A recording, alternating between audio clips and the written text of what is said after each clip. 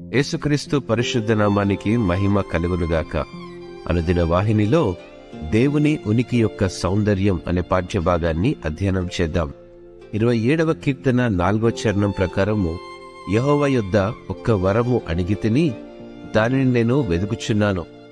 యెహోవా ప్రసన్నతను చూచుటకును ఆయన ఆలయములో ధ్యానించుటకును నా జీవిత కాలమంతయు నేను యెహోవా మందిరములో నివసింపగోరుచున్నాను.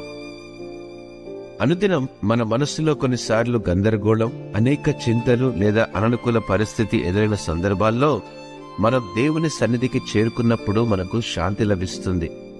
దేవుని ఉనికి ఈ ప్రపంచంలోని ప్రతి ఆలోచనను మసకబారే సౌందర్యాన్ని కలిగి ఉందని మరియు మునుపెన్నడూ లేనంతగా దేవుని గురించి విచారించాలనే కోరికను కలిగి ఉంది. కీర్తనకారుడు దేవుని ఉనికిని చూసి ఉప్పొంగిపోతూ అది అతని ఆత్మకు ఏమి చేస్తుందో వివరించాడు. అతను కోరుకునేది కేవలం ఒకరోజు కాదు, తన జీవితంలోని అన్ని రోజులు దేవుని సన్నిధిలో ఉండడమే. ఈరోజు మీరు దేవుని మంచితనం మరియు గొప్పతనం గురించి ఆలోచించినప్పుడు మీ జీవితంలోని ప్రతి ఇతర విషయం స్వయంచాలకంగా నిర్లక్ష్యం చేయబడి ప్రస్తావించదగినది కాదండి. అదే దేవుని ఉనికి యొక్క సౌందర్యం. మనమందరము మన జీవితమంతా ఆయనకు కట్టుబడి ఉందాం. దేవుడు మిమ్మును ఆశీర్వదించునుగాక.